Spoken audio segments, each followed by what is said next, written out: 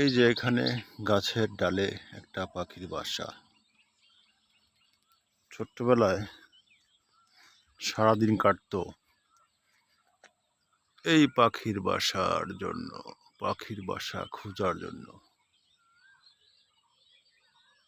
গ্রামের বন্ধুদের সাথে সারাদিন পাখির বাসা,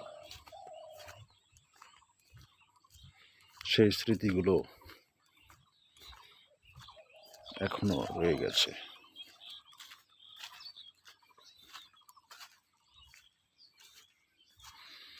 আর সামান্য কিছু পথ বের হলেই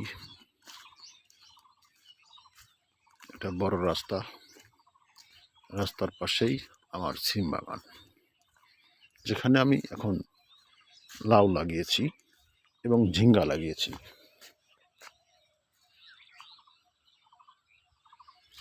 সেখানেই যাচ্ছি এখন।